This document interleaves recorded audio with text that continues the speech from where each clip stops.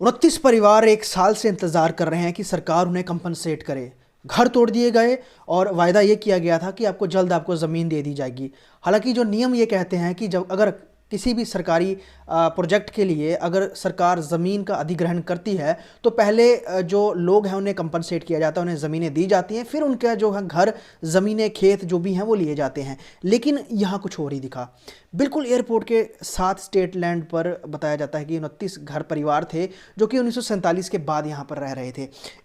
हमने भी वो वक्त कवर किया था। बारिश हो रही थी बहुत तेज़ और बहुत ज़्यादा फोर्स के साथ। एकाएक ब्यूरोक्रेसी पूरी आई और उन्होंने तमाम घर जो थे वो तोड़ दिए। लोग जो थे रो रहे थे, बिलख रहे थे, छोटे छोटे बच्चों को लेकर वो बारिश में वो लोग बाहर खड़े थे। उम्मीद थी कि शायद वक्त बीतने के बाद कुछ होगा, लेकिन कुछ नहीं हुआ। मेरे साथ चरणजीत कौर हैं, ये भी वहीं पर रहती थी। ये हैंडीकैप है और बहुत मुश्किल है इनके लिए, क्योंकि देखा जाए तो एक साल से ये दर दर भटक रहे हैं और अभी एक परिवार के पास ये रह रहे हैं और वही इनका आसरा बने हुए हैं। हालांकि अपना परिवार है वो भी अलग हो गया है, वो भी कोई पूछते हैं को नहीं आ रहा है, लेकिन जो एक उम्मीद थी, जो एक इनका कमाने का ज़रिया था, इनकी खुद की बुटीक थी, और अब सिर्फ इनको पेंशन है, हैंडीकैप, उसी के सहारे ही अपना जीवन व्यापन कर रहे हैं। लेकिन उम्मीद यही है कि कब सरकार जो है वो इनको एक्चुअल जो इनकी ज़मीन है वो देगी। अभी जो दी है वो डिस्प्यूटेड है। चरणजीत जी, मुझे ये बताइए कि बहुत मुश्किल हो गई एक साल। वो वक्त हमें भी याद है कि जब जिस दिन बारिश हो रही थी और एक बुलडोज़र, कई बुलडोज़र आए थे और वो तोड़ रहे थे अपने घर को, तोड़ते हुए जहाँ जन्म हुआ, जहाँ माता पिता के साथ रहे, परिवार के साथ रहे। कितना मुश्किल था वो। बहुत मुश्किल का था सर। हम तो बाहर ही नहीं निकल पा रहे थे। हमने तो कहा था कि अगर मकान टूट रहे हैं तो मकान के अंदर हम भी चले जाएंगे। हम जाएंगे कहाँ? पूरी रात हम रोड पर रहे। प्रशासन ने हमारे साथ बदतमीजियाँ भी की, गाली गलौज भी किया, मारा पीटा भी, छोटे छोटे बच्चों को भी मारा। जब मैं जा रही थी अपने घर को, चिल्ला रही थी कि मेरा घर मत तोड़ो, मैं कहाँ जाऊँगी, तो तब सर यहाँ के SHO साहब जो हमें मुझे बार बार उठाने की धमकी दे रहे थे कि उठा कर ले जाएंगे पुलिस, उधर पुलिस स्टेशन में बंद कर देंगे, या जैसे कैसे भी करके उन्होंने मतलब हमारे साथ मतलब धमकियां देते थे। पुलिस फोर्स के सामने हम लोग क्या कर सकते थे, मजबूर थे। ऊपर से बारिश का कहर था, तो वो रात हमने रोड के ऊपर गुजारी है। वो रात ही नहीं है सर, आज तक हम सब लोग रोड पे ही गुजार रहे हैं। पूरा महीना हम रोड पर रहे। मेरा सामान जो कुछ बचा, यही थोड़ा सा, ये मेरा रोड पे पड़ा रहा। किसी ने कोई मुझे सहारा नहीं दिया, कोई पूछने नहीं आया, किसी ने नहीं पूछा।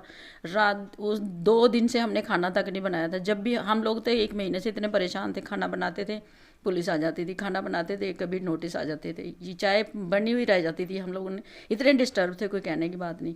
पर सर अब हम लोग, हमारी इतनी लिमिट ही नहीं है। 29 की 29 फैमिलियाँ ही हैं, जो किसी की लिमिट नहीं है कि घर चरणजीत, बना मुझे सके। मुझे ये बताइए कि ये पूरा मसला बड़ी देर से चल रहा था, और अगर एयरपोर्ट एक्सटेंशन की बात करें, वो ज़मीन ये देखा जा रहा था कि बेली चराना वाली तरफ लेंगे, तो बेली चराना वाली तरफ आपको ज़मीन दी भी गई थी। वो क्यों नहीं आप लोगों ने ली? वो क्या वजह थी? सर हमने ली थी, इन्होंने नहीं दी। हमने ली थी, हमें आज भी उस जगह के ऊपर रह रहे हैं। इनकी क्या मिली भगत, सरकार की क्या चक्कर है, क्या चाल है, क्या नहीं है।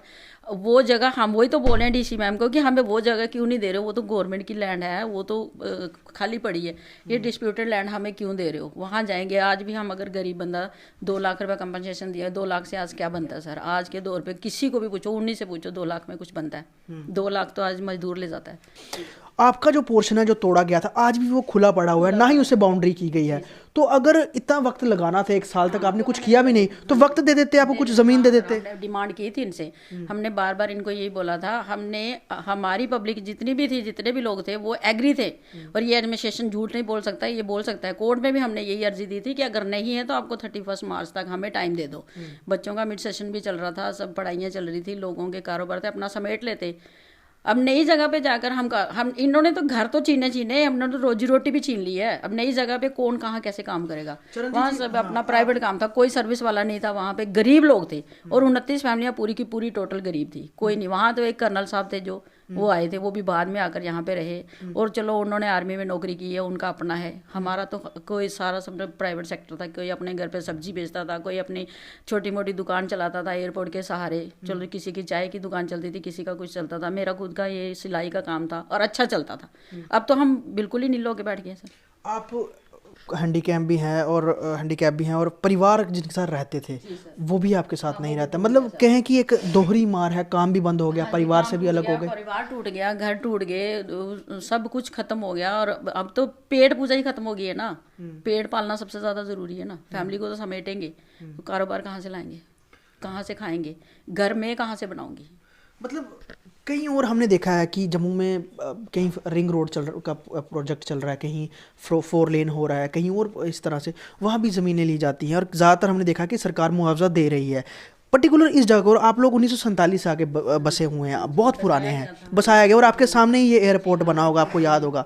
लेकिन इस तरह से मतलब जो ब्यूरोक्रेसी है, खासतौर पे जम्मू एडमिनिस्ट्रेशन, वो आप लोगों को दरकिनार करेगा, आप लोगों को बिल्कुल अभी भी 1 साल के बाद भी आपके लिए कुछ कर नहीं रहे हैं। तो आपको क्या लगता है कि वो देख रहे हैं कि वो बस उन्होंने तोड़ने वाला डिमोलिश करना था, वो कर दिया? उन्होंने बोल भी दिया कि हमने तोड़ना था, तोड़ दिया। मैम के पास जाते हैं, डीसी मैम तो हमसे बात ही नहीं करती, सीधी सी बात है। और हम इस रूम में होते हैं, वो साइड वाले वहाँ से चले जाते हैं। हमें ये समझ नहीं आती, ये लोग ऑफिसर हमारे लिए बने, ये खुद के लिए बने, ये पब्लिक के लिए बने, ये अपने लिए बने। इनको क्या है, इन्हें तो अपनी तनख्वाहें आ रही हैं, पैसा आ रहा है इनके घर। अगर इनके ही घर ऐसे तोड़े जाएं तो इनके ऊपर क्या बीतेगी यार। अपने आप को हमारी जगह पे लेकर देखें। और कुछ जो नेता अगर हम बात करें इलाके के, उनका क्या, किस तरह का कुछ हेल्प किसी ने कोई है, किसी भी सियासी पार्टी का? हमारे पास कोई नहीं आया, कोई नहीं आया। अगर कोई आया तो वो अपनी ही रोटियां सेकने आया, हमारे मुद्दे पे कोई नहीं आया, हमारे लिए कोई नहीं आया। मतलब उन परिवारों को कोई आता पता नहीं है जो वहाँ रहते किसी ने पूछा भी नहीं है सर, हमें किसी ने नहीं पूछा। अगर उस रात भी किसी ने हमारी हेल्प की है तो वो आप जैसे रिपोर्टर जो आए, पत्रकार आए, उन बेचारों ने जो सामान लाया। लेकिन जिसका घर टूट रहा सामने, वो कैसे खाएगा खाना? आपकी 8.5 मरले जगह थी तो कंपनसेट करके आपको 6 मरले दिया जा रहा था, तो कुछ उसमें मुआवजा कैश भी दे ऑफर कर रहे थे या ज़मीन? कुछ ज़मीन नहीं, कुछ भी नहीं दिया सर अभी तक। कोई कैश नहीं है, कोई जगह नहीं है। वो जिस जगह दी है, वो दी है नहीं दी है, वो उनके कागजों में, हमारे में नहीं।